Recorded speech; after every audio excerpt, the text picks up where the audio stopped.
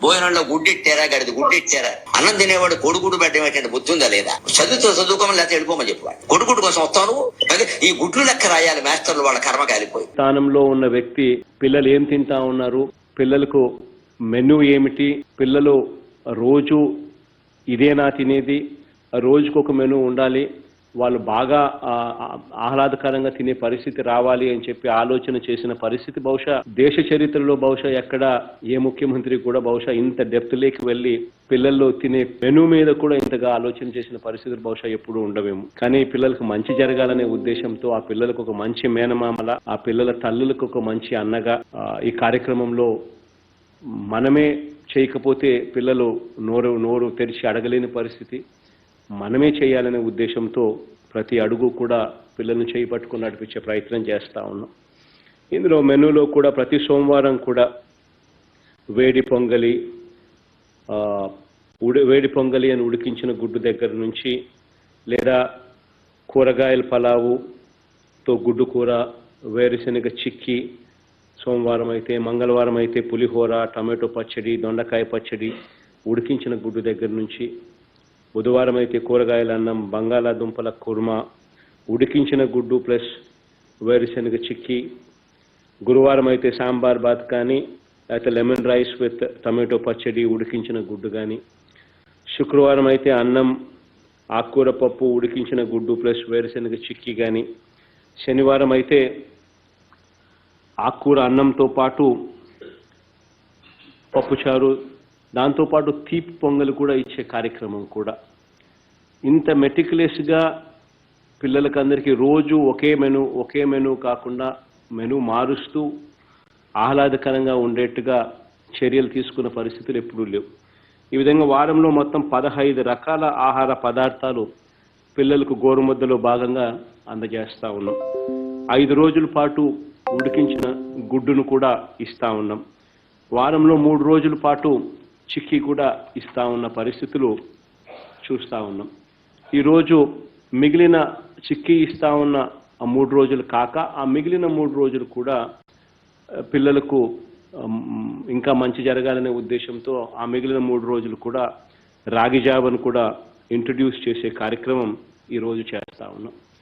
వీటి అన్నిటి వల్ల పిల్లలకు ఇంకా మంచి జరగాలని చెప్పి మనసారా కూడా కోరుకుంటా ఉన్నాం. మనం అధికారంలోకి వచ్చిన మొట్టమొదటి రోజు నుంచి కూడా మనం అడుగులు వేసింది, ప్రతి అడుగులోనూ కూడా బడి మానేసే పిల్లల సంఖ్యను తగ్గించడం ఎలా, బడిలలో సదుపాయాలు మెరుగుపరచడం ఎలా, బడి పిల్లల మేధో వికాసానికి కావలసిన వాతావరణాన్ని కల్పించడం ఎలా, పెద్ద చదువులు చదివించేందుకు అందరినీ కూడా ప్రోత్సహించడం ఎలా అన్న ఇటువంటి అంశాల మీద ప్రత్యేకమైన దృష్టి పెడుతూ ప్రతి అడుగులో కూడా ఇవి తీసుకొచ్చే ప్రయత్నం చేసుకుంటూ వచ్చాం. అందులో భాగంగానే గమనించినట్లయితే సంపూర్ణ పోషణం అనే కార్యక్రమం, అంటే గర్భవతిగా ఉన్న తల్లులు, లాక్టేటింగ్ మదర్స్ దగ్గర నుంచి మొదలుపెట్టి ఆ 6 నెలల పిల్లల దగ్గర నుంచి ఆ తర్వాత 6 సంవత్సరాల వరకు అంగన్వాడీల్లో ఉంటూ ఉన్న వాళ్ళ అక్కడి నుంచి మొదలు పెడితే సంపూర్ణ పోషణం ద్వారా, అక్కడి నుంచి మొదలు పెడితే ట్రాన్స్ఫర్మేషన్, బైలింగ్వల్ టెక్స్ట్ బుక్స్ కానీ, విద్యా కానుక కానీ, నాడు నేడు కానీ, సిబిఎస్ఈ ఇంగ్లీష్ మీడియం సిలబస్ తీసుకుని రావడం కానీ, 6th క్లాస్ నుంచి ప్రతి క్లాస్ రూమ్లోనూ కూడా ఐఎఫ్పి అంటే ఇంటరాక్టివ్ ఫ్లాట్ ప్యానల్స్ ద్వారా డిజిటల్ బోధన గవర్నమెంట్ బడులలో మన పిల్లలకందరికీ కూడా అందుబాటులోకి తేవడం కానీ, 8వ తరగతికి పిల్లలు వచ్చిన వెంటనే 8వ తరగతిలో పిల్లలకు ట్యాబ్స్ ఇచ్చి ఆ ట్యాబ్స్తో ఆన్లైనే కాకుండా ఆఫ్లైన్లో కూడా ట్యాబ్స్ పనిచేసేట్టుగా చర్యలు తీసుకుంటూ ఆ ట్యాబ్స్తో పిల్లల చదువులు ఇంకా సులభతరంగా కల్పించడం వరకు కూడా ప్రతి అడుగులోనూ కూడా పిల్లలను చేయబట్టుకుని నడిపిస్తూ ఉన్నాం. పిల్లలను ప్రోత్సహించేందుకు అమ్మఒడి అనే కార్యక్రమం తీసుకొచ్చాం. హైయర్ ఎడ్యుకేషన్లో కూడా సమూలమైన మార్పులు తీసుకొస్తూ కరికులంలో కూడా జాబ్ ఓరియంటెడ్ కరికులం తీసుకొస్తూ ఇంటర్న్షిప్ మ్యాండేటరీగా చేస్తూ వర్టికల్ ఆన్లైన్ వర్టికల్స్ను కూడా తీసుకొస్తూ కరికులంకు అనుసంధానం చేస్తూ విద్యా దీవెన వసతి దీవెన అన్న పూర్తి ఫీజు రీయింబర్స్మెంట్ పథకాలతో పాటు విద్యా దీవెన కింద వసతి దీవెన కూడా తీసుకొస్తూ ప్రతి అడుగులోనూ కూడా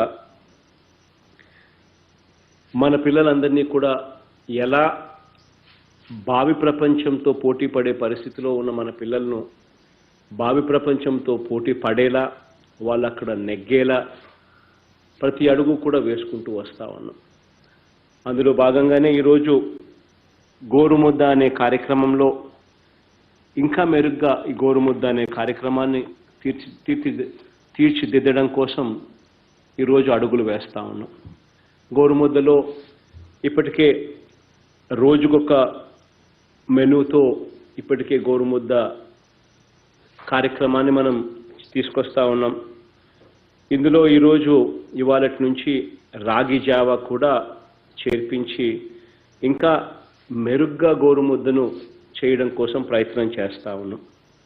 పిల్లలకు ఈ రాగి జావా వల్ల ఐరన్ కానీ కాల్షియం కానీ మరీ ముఖ్యంగా వారి కంటెంట్ను పెంచడం, పిల్లల్లో ఈ కంటెంట్ను పెంచడం కోసం రాగి జావా ఎంతోగానో ఉపయోగపడుతుంది.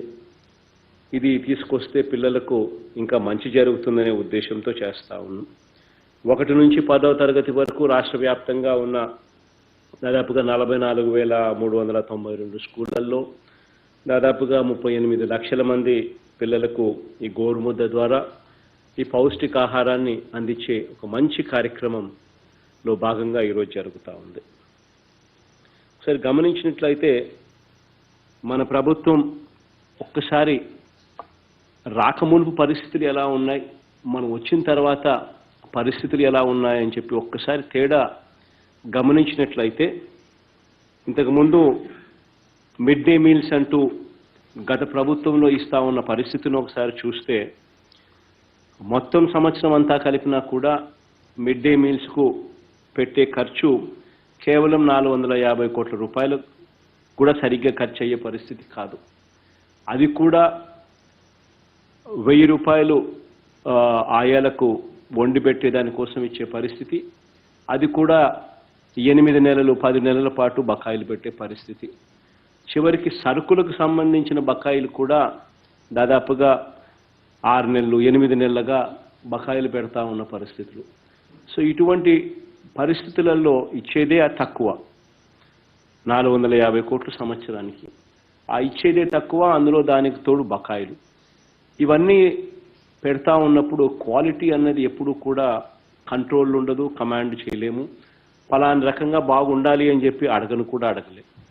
అలాంటి అధ్వానమైన పరిస్థితిలో ఉన్న పరిస్థితి నుంచి దాన్ని పూర్తిగా కూడా రోజుకొక మెనూతో గోరుముద్ద అనే కార్యక్రమం కింద దాన్ని క్రిస్టన్ చేసి దానికి కొత్త పేరు పెట్టి ఈ కార్యక్రమాన్ని ప్రతిష్టాత్మకంగా ప్రభుత్వం చేపడతా ఉంది.